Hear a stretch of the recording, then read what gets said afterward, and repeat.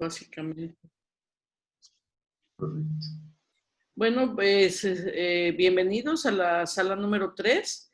Me gustaría, si es posible y su conexión los permite, enciendan sus videos y abran sus micrófonos para poder empezar a establecer este diálogo.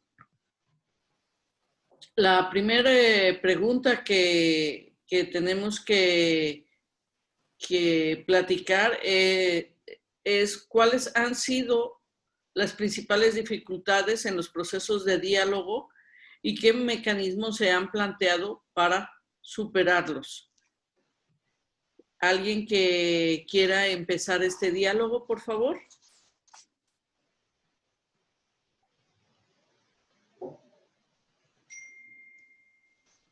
¿Cómo estás, John Jairo? ¿Cómo te ha ido?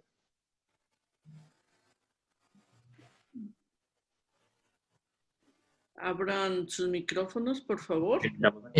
Disculpa, Hola Diego, ¿qué más? ¿nos podrías repetir la pregunta? ¿Es tan amable?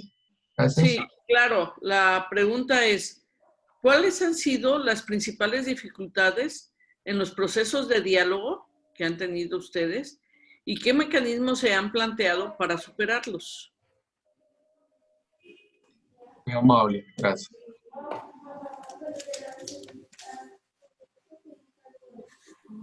Voy a compartir en la pantalla con las preguntas también. En este momento.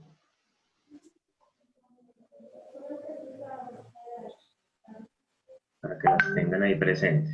Son dos preguntas que vamos a trabajar hoy.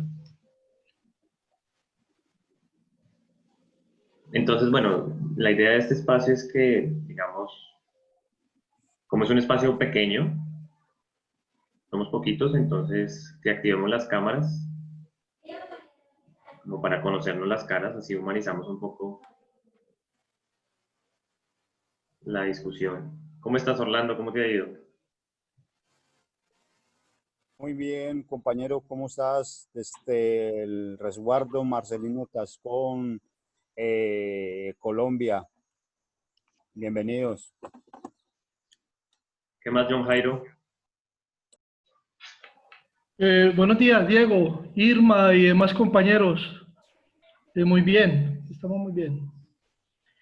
John Jairo, ¿cómo ves esta primera pregunta para tu parque? Bueno,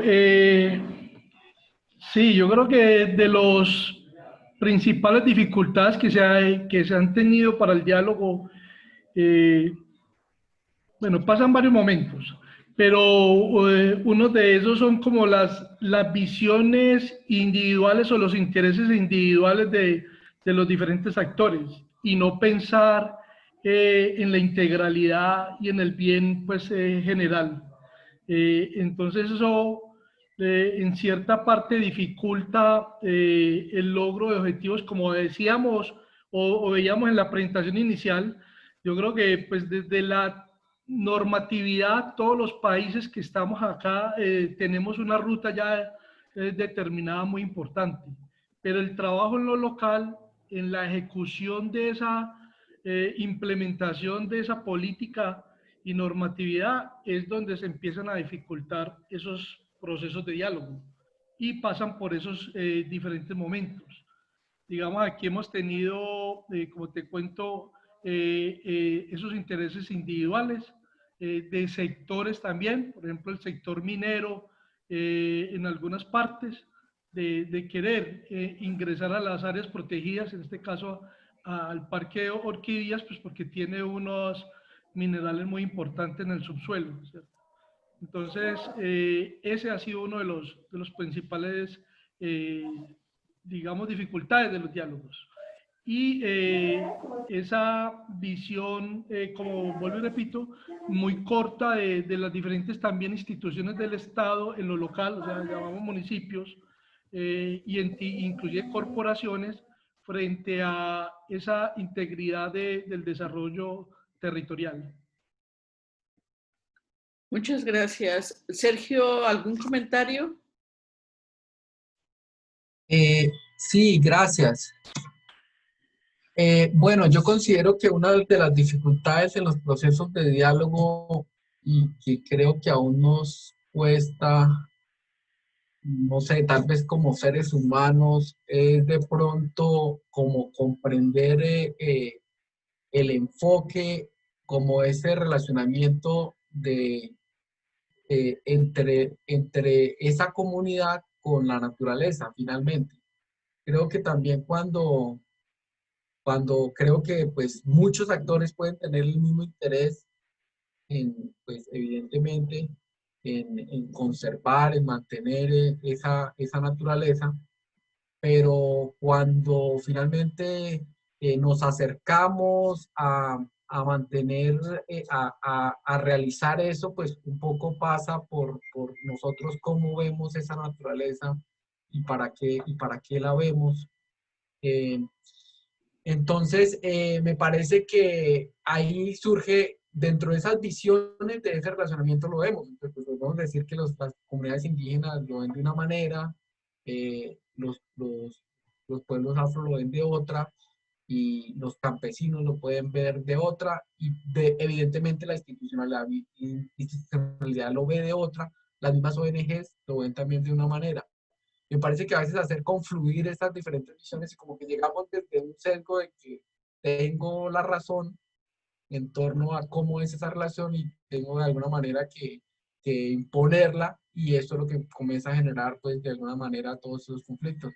Entonces nosotros aquí en Colombia tenemos no solo conflictos en áreas protegidas, con campesinos, comunidades afro, con indígenas, sino también tenemos los mismos inconvenientes con las recientes delimitaciones de páramos, y también tenemos inconvenientes eh, pues en otras categorías de interés ambiental, como las mismas reservas forestales de la ley segunda. Entonces es muy interesante pues ver cómo no solo en Colombia, sino en escala mundial estos conflictos se están escalando, y a veces por imponer nuestra visión, estos conflictos se están aumentando en vez de solucionar. Cambio, gracias. Gracias. Helmut. Helmut. Sí, buenos días. Qué pena, no puedo activar la cámara, no me está dando. Agradecerles por el foro. Yo creo que una de las dificultades pues, que hemos identificado acá en Colombia, ya a nivel de parques en equipo, tiene que ver con las capacidades de ese relacionamiento y los perfiles, cómo se asume el relacionamiento con las comunidades y el papel de autoridad ambiental. En ocasiones, el sentarse a dialogar y conversar con otros actores en el territorio, con las comunidades campesinas, indígenas o negras, puede entenderse como que ese papel de autoridad se está perdiendo. Y creo que allí hay que fortalecer, como lo decía Marcos, ese relacionamiento de no solo ver el área protegida como una isla, sino todo el relacionamiento o lo que implica el área protegida con el territorio, con el desarrollo, con el bienestar, con la vida misma. Y ahí nosotros hemos insistido, pues desde el equipo también que hacemos relacionamiento intentamos acompañar el relacionamiento con comunidades campesinas acá en Colombia, de que eso también es importante, ¿no? Encontramos que muchos perfiles de las jefaturas o de los equipos en las áreas están muy desde lo técnico, desde lo biológico y lo ecológico, que por supuesto es importante, pero que también debe dársele fuerza a ese componente humano para poder también entender qué es lo que pasa en esos territorios, cómo se dieron esos poblamientos, cómo ha venido siendo la dinámica de esos pueblos que están allí asentados y cuáles son esos puntos en común y puntos diferentes con los actores locales para poder construir esos escenarios de diálogo y encontrar alternativas que sean viables. Y asimismo, como en los otros países los nombraban, nosotros acá tenemos algunos escenarios donde el diálogo fluye, en otros donde no fluye, es diverso, pero quiero resaltar ese papel del componente humano y social que debe estar también al interior de la institución para poder avanzar en el diálogo con comunidades. Gracias. Amanda. Bueno, Sí, yo les estoy dando, perdón, yo les estoy dando la palabra, pero esto puede volverse un diálogo mucho más rico si todos interactuamos, ¿no? Amanda.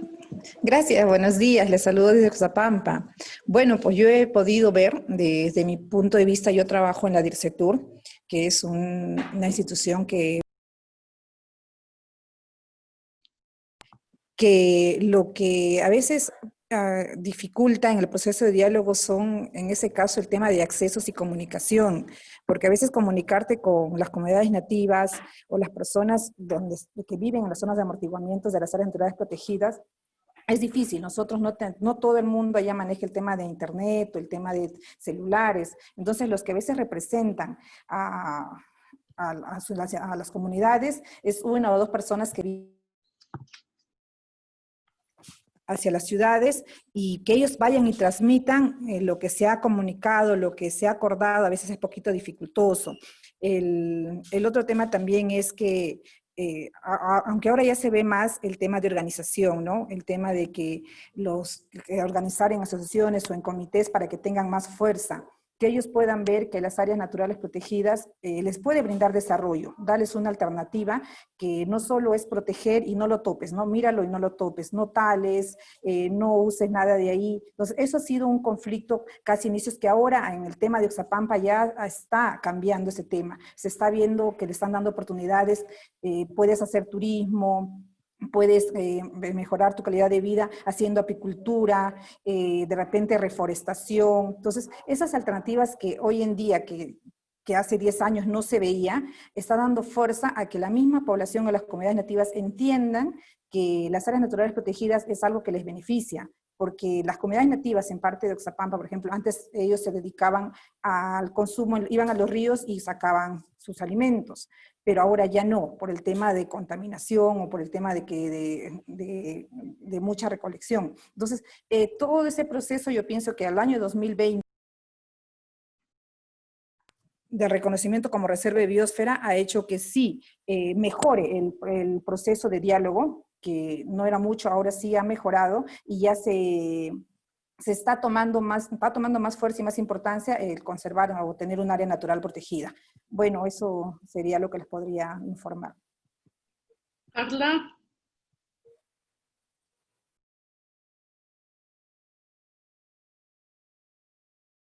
¿No tenemos a Carla? Ángela.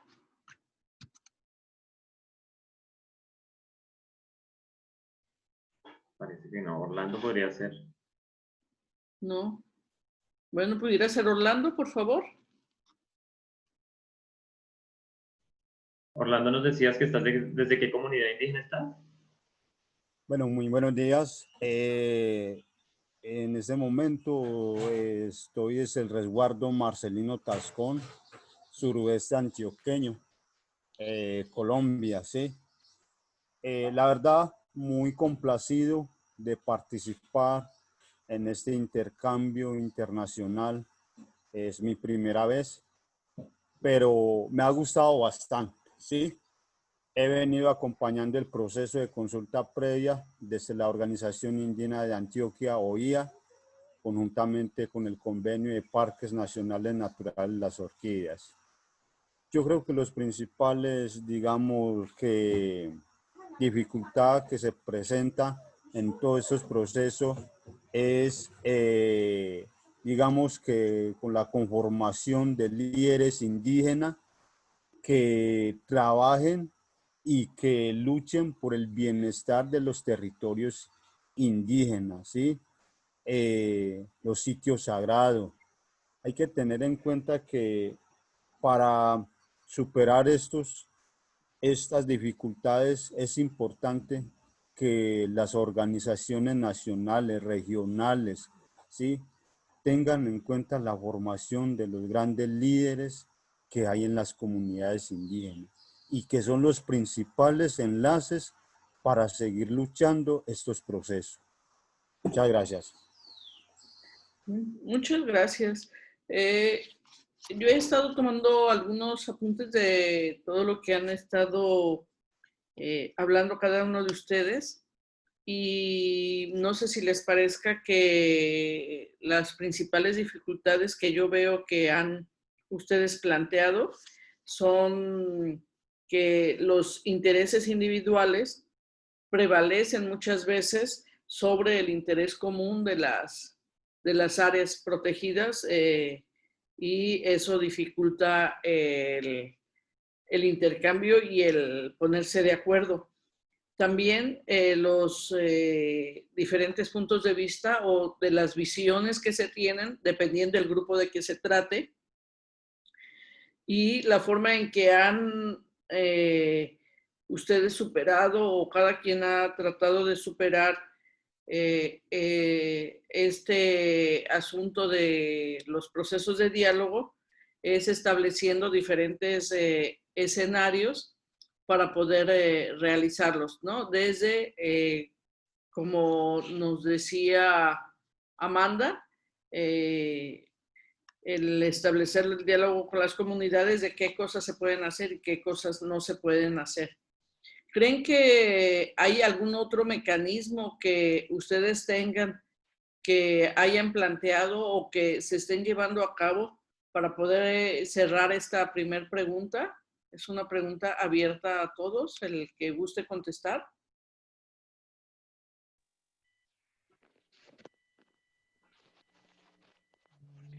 Sí, no sé si me permites, por favor. Sí, claro, Marcos.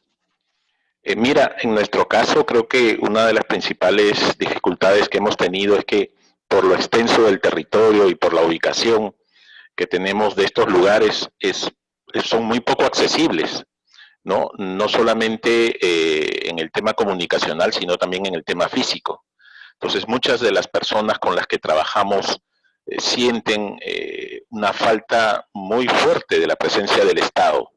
Entonces, cuando los representantes del Estado llegan a estos lugares, para ellos genera mucha desconfianza, ¿no? Este es otro elemento, creo yo, que valdría la pena analizar porque lamentablemente por el tema presupuestal, por el tema personal y otros que acompañan a nuestros países, el tema de la presencia del Estado en estos sitios tan lejanos es bastante fuerte, ¿no? No existe la presencia del Estado. Normalmente hay un profesor, puede haber alguien que esté en una posta médica y quizás de vez en cuando un sacerdote que asista a una ceremonia religiosa y esto es, ¿no? Pero después normalmente la presencia del Estado es poco visible y por lo tanto les parece un poco extraño, por no decir otra palabra, que haya funcionarios del Estado que se estén desplazando a estos lugares tan lejanos, ¿no? Y para compartir también con ellos estas diferentes visiones. Otro de los temas que nosotros podemos también quizás reportar es que al ser sitios tan lejanos, ¿cómo podríamos llamarlo? Nos ajustamos mucho a la legislación, ¿no? El tema de concepción social, económica y de desarrollo difiere muchas veces entre nosotros, pero también el tema, digamos, de los beneficios, ¿no? De alguna manera nosotros hemos tratado de salir un poco más allá de lo que dice nuestra norma, que son nuestras funciones, ¿no? En concreto, hemos tratado de crear ciudadanía. Tenemos muchas personas que están en sitios tan lejanos que ni siquiera tienen una partida de nacimiento. Al no tener una partida de nacimiento no pueden gestionar su documento de identidad y por lo tanto no son ciudadanos. Entonces, tenemos un compromiso ahí como parte del Estado de formalizar la presencia de estas localidades, de estas comunidades, ¿no? Que muchas veces no son reconocidas porque justamente no aparecen dentro de las estadísticas oficiales. Nosotros nos hemos dado con la sorpresa de que venimos conversando muchas veces con muchas comunidades que no figuran en las estadísticas oficiales del Estado, porque muchos de ellos no han hecho su registro, no han hecho su inscripción. Entonces, nos corresponde también a nosotros, como parte de la entidad del Estado, apoyar esa creación y formación de la ciudadanía. Con eso nosotros estamos convirtiendo a las personas que están en estos lugares tan lejanos en ciudadanos, para que puedan de alguna manera participar de los beneficios. creo yo que esta es una de las grandes lecciones aprendidas y que nos ayuda a trabajar y a entablar lazos, ¿no? Porque además la otra experiencia que tenemos que es un proceso que establece y crea confianza. La confianza no aparece de la noche a la mañana, la confianza hay que ganarla, hay que formarla, hay que trabajarla. Entonces, ese proceso muchas veces es lento, tedioso, es circular. Para la lógica de nosotros que tenemos normalmente un desarrollo lineal, a veces perdón, creo que me he excedido. Gracias. Gracias. ¿Alguien más que guste hablar acerca de los mecanismos? Si no, para cerrar la pregunta 1. De pronto yo, Irma, quisiera adicionar una cosa breve. Dentro de los mecanismos en Colombia se ha utilizado mucho, por ejemplo, el tema de las mesas con multiactor. Creo que eso me parece que tiene unas lecciones aprendidas importantes, aunque creo que aún así tiene algunas dificultades, ¿no? Lograr la representatividad, lograr los recursos para mantener estos escenarios y un poco pensaría yo que también la posibilidad de poder nivelar entre ese conocimiento técnico y ese conocimiento de las comunidades locales, pues la posibilidad de un diálogo pues coherente. Gracias. Ok, muchas gracias. ¿Alguien más? Sí, hermana, perdón, yo quería como aportar en la desconfianza que hablaba Marcos, que precisamente ha sido una desconfianza, digámoslo, bien ganada desde el punto de vista de las promesas incumplidas del Estado, ¿cierto? Hacia las comunidades indígenas, negros, campesinos. Entonces, incluso la falta de un acompañamiento constante en otros sectores de esa función del Estado. Entonces, las áreas protegidas en las comunidades allí cercanas o al interior, pues históricamente de su poblamiento han tenido diferentes procesos no muy buenos con actores del Estado o falta de acompañamiento. Cuando hablábamos de masacres y demás, o el conflicto armado y la ausencia del Estado, eso genera un ambiente de desconfianza cuando ya llegamos, por ejemplo, los de las áreas protegidas, los funcionarios, a hacer un trabajo con estas comunidades. Eso es bueno también resaltarlo ahí. Sí, muy bien. Pienso, Bueno, a ver, creo, ¿aló? Sí. sí. Uno también podría ser que de repente uno de los mecanismos fue que ahora ya mencionaron de los líderes indígenas, ahora ya hay más personas que hayan terminado alguna carrera y que se están incluyendo dentro de algunos proyectos o dentro de como guardaparques. Entonces ellos ya van e informan a las comunidades o a sus familiares de la importancia que tienen estas áreas naturales protegidas, ¿no? También ha sido uno de los mecanismos que pienso que ha ayudado en que conozcan más las comunidades sobre la importancia de las áreas naturales protegidas. Muy bien, muchísimas gracias, Amanda. ¿Creen que podemos pasar a la siguiente pregunta? Sí, claro.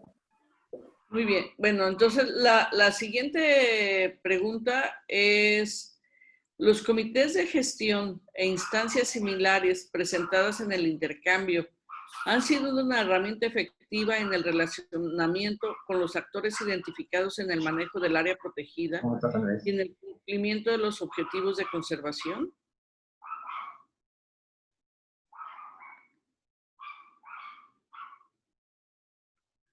¿Cómo lo ven ustedes desde su punto de vista y desde su diario trabajo con todas las comunidades? Lo que ha sido presentado aquí en este intercambio, ¿ustedes creen que les pueda servir para su trabajo? ¿Podrían utilizarlo como algo novedoso en lo que están haciendo?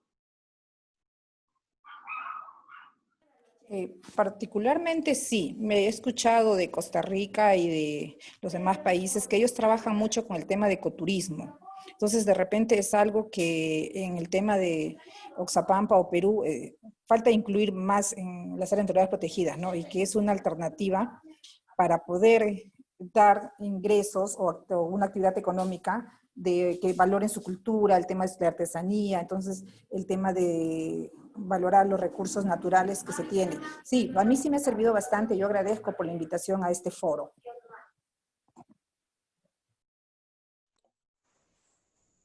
Me parece súper interesante. Yo creo que esta es una herramienta más para nosotros, ¿sí? Como pueblos indígenas. Esto nos va a servir bastante, no solamente para nosotros, para la organización, sino para las comunidades indígenas, los resguardos indígenas que están en zona traslapada de parques nacionales. Este intercambio, créame que me va a servir bastante para hacer una presentación dentro de los convenios que manejamos. Es una experiencia bonita. Eso nos va a servir de mucho para los pueblos indígenas, porque hay países que están trabajando con zona traslapada y han habido experiencias muy bonitas. Irma, Sí, gracias, Orlando. Jairo. gracias, Orlando.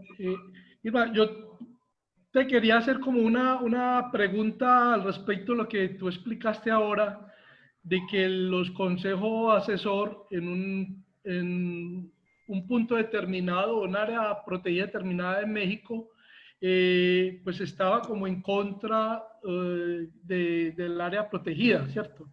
Entonces, te quería consultar como qué pasó allí para entender bien estas figuras de comité de gestión o consejos asesores frente a la herramienta, pues como efectividad en el área, en el manejo de las áreas protegidas, para enseguida hacer una otra interpelación más adelante. Sí, les cuento rápidamente. En el Caribe de México, en la parte sur, donde está cerca de Cancún, hay un lugar conocido como Holbox, que es una isla que está considerada un área natural protegida, de una belleza extraordinaria con playas y ecosistemas prístinos, o sea, realmente intocables, ¿no? Hasta este momento. Los intereses dentro de esa área por desarrollarla, o sea, en este momento esta zona hay un pequeño pueblo, pero hay interés muy, muy fuerte por desarrollarlo tipo Cancún, ¿no? Con grandes hoteles, grandes resorts. Entonces, en el consejo asesor hay dos posturas muy, muy antagónicas.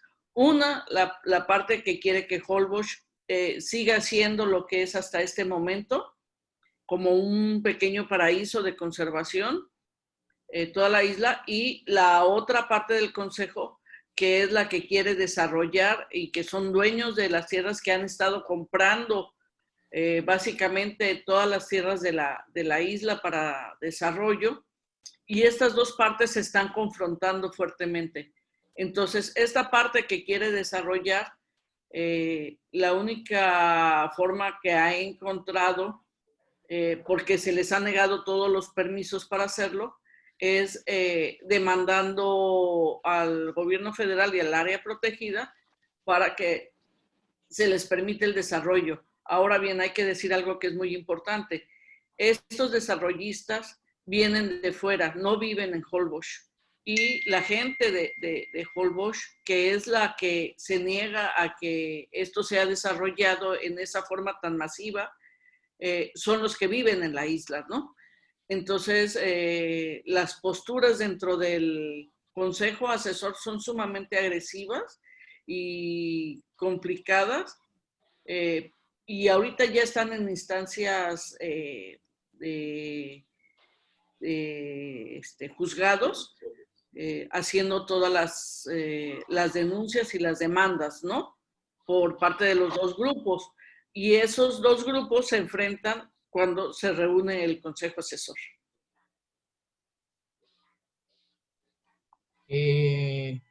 Yo también, Irma, quisiera preguntarte una cosa, pues un poco relacionada con México y un poco relacionada con el tema de la tenencia, aunque, por ejemplo, entiendo que, por ejemplo, los ejidos, pues no son áreas protegidas, entiendo que ellos también tienen, pues, áreas de protección ambiental o algunas concesiones forestales.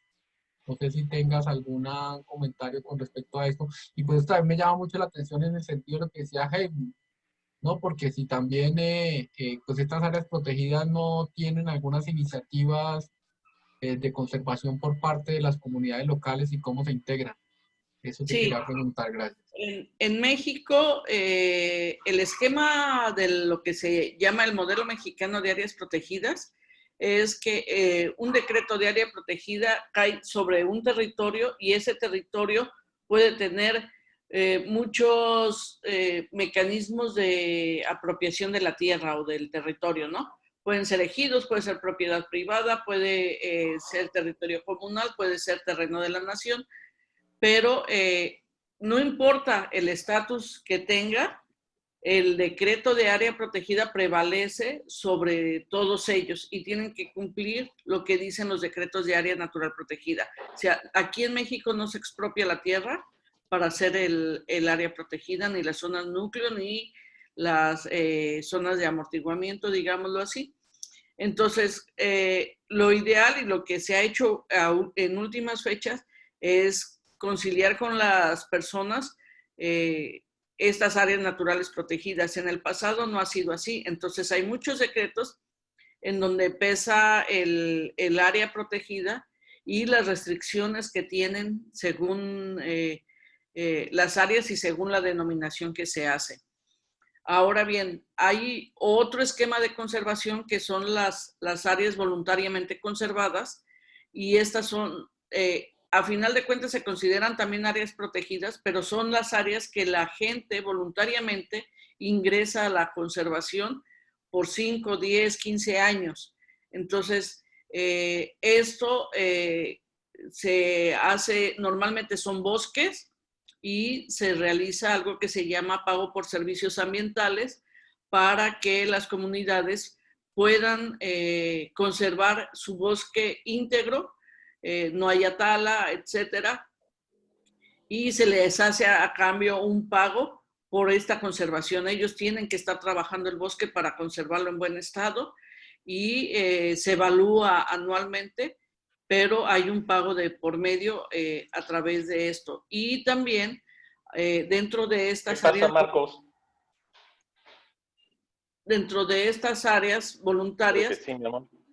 ¿No? también se hace un esquema de lo que se llaman las UMAS, que son pequeñas empresas de conservación de flora y fauna, ¿no? No sé Muchas si me gracias. expliqué. Sí, correcto. Muchas gracias.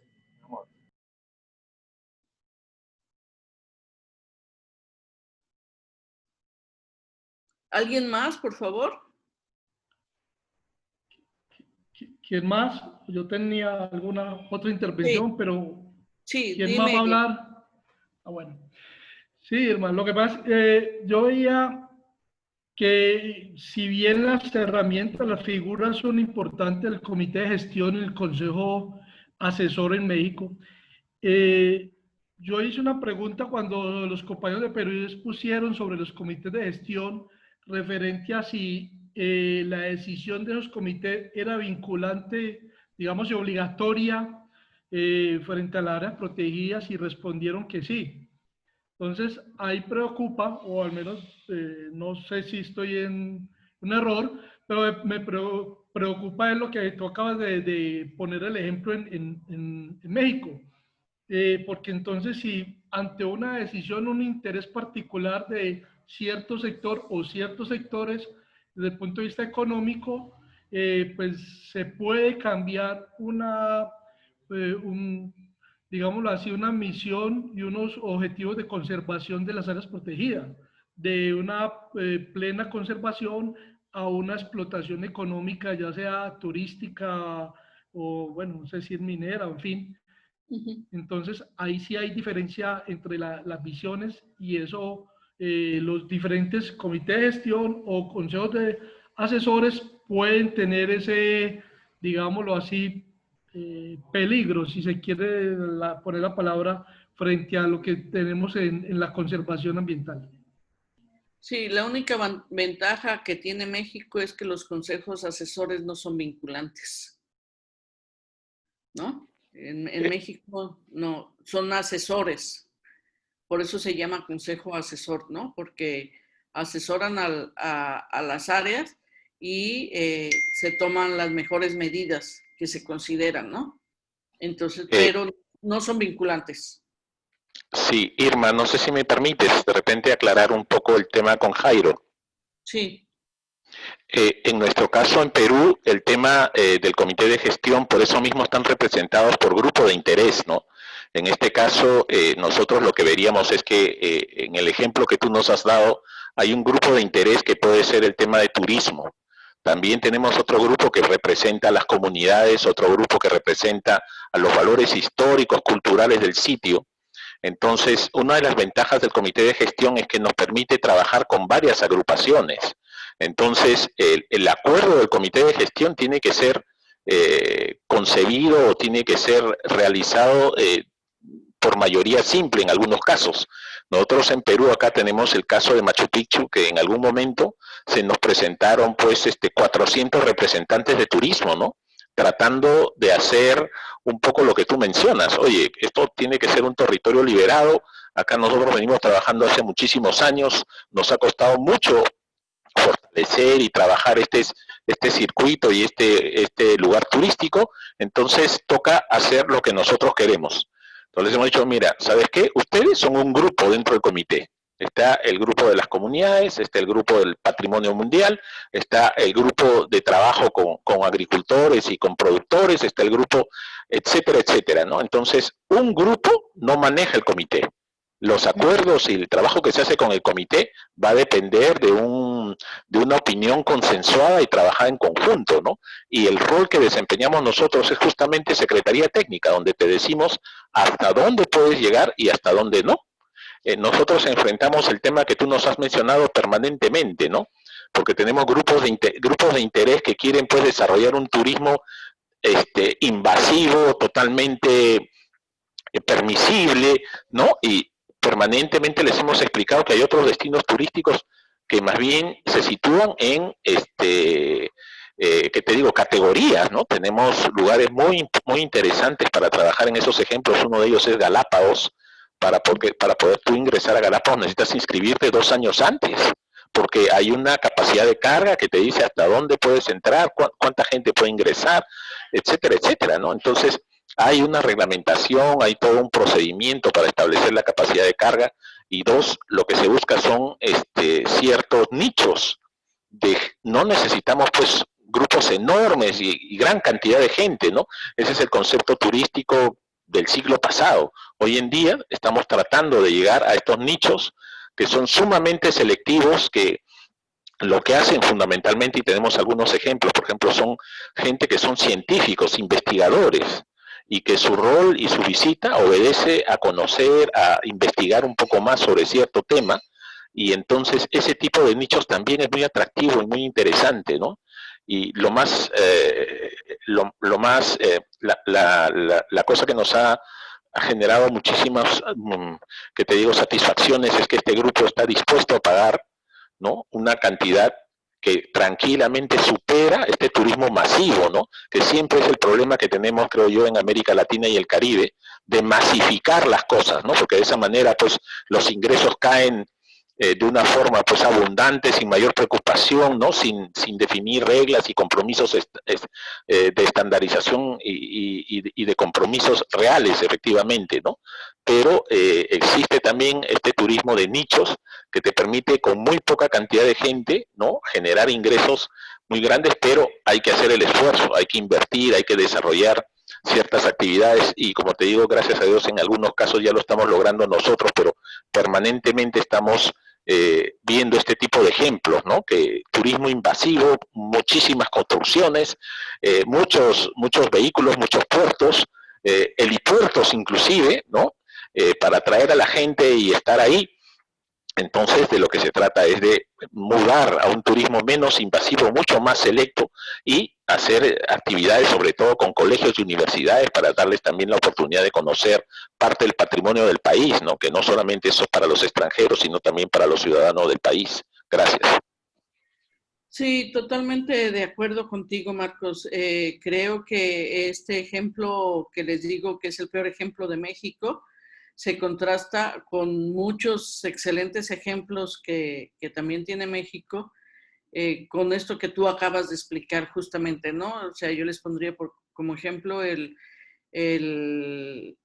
turismo sobre la ballena gris, que está súper regulado, con un sobreprecio muy grande, igual que el del tiburón blanco, por ejemplo, o el del parque de Revillagigedo, en donde se da, o sea, hay una restricción muy, muy fuerte sobre el número de personas que pueden entrar a observar estas especies, y que los turistas están dispuestos a pagar un sobreprecio por ir a verlos, y que hay reglamentos y objetivos muy, muy claros sobre cómo debe de hacerse la actividad. Entonces, creo que en todos los países tenemos este desbalance de los puntos rojos, en donde toda la gente quiere conocer o quiere estar en esa parte de estos puntos, porque son muy atractivos, pero que para los manejadores se vuelven realmente un constante dolor de cabeza, ¿no? De cómo gestionarlos y de cómo hacer que funcionen. ¿Qué otra herramienta o cómo han estado ustedes viendo este relacionamiento que hemos tenido todo este casi ya mes que hemos estado platicando y escuchando a todos los países sobre cómo estamos o cómo están funcionando sus comités de gestión y las instancias que se han presentado? ¿Alguien quisiera decir algo más? Porque ya estamos casi a punto de terminar. Sí, gracias, Irma. Yo quisiera agregar que con lo que pues nos han presentado de las experiencias de México, Perú, Bolivia y el caso colombiano, esos ejercicios, llámese consejos locales, consejos asesores o comités de gestión, pues han sido un proceso. En las tres experiencias fuera de Colombia lo que vemos es que han tenido aprendizajes en la constitución de esas figuras, pero además de las figuras, pues hay un aprendizaje y unas particularidades de los territorios, porque en los mismos territorios y en las mismas áreas protegidas, los objetivos de conservación y las comunidades locales u otros actores presentes son diferentes, no es lo mismo. Entonces uno ve que es proceso, pero asimismo uno tiene que, de esos aprendizajes, tomar decisiones que le permitan avanzar en lo que tiene el área protegida, en sus objetivos, en sus propósitos de conservación, pero asimismo en esa articulación con esos aliados del territorio para ello, que hay que marcar unos límites para que no pues se presente el caso que nos mencionan que ha sucedido en México, o que pueda llegar a generar otro tipo de conflictos. Acá en Colombia, si bien no tenemos definidos para las comunidades colonas o campesinas esos mecanismos claros de participación y que puedan llegarse a presentar dificultades, pues eso va a estar ahí. Lo decía alguna de las experiencias internacionales, gobernanza en construcción por más así, o construyendo la gobernanza con más de 15 o 20 años de experiencia. Aquí también tenemos intereses de grupos económicos que en algunos casos pueden tener alguna conexión o no con parlamentarios o entidades del Estado, que quieren en algún momento señalar la apropiación del turismo o de otras fortalezas que tienen las áreas protegidas, que supera... Ya nos tenemos que ir.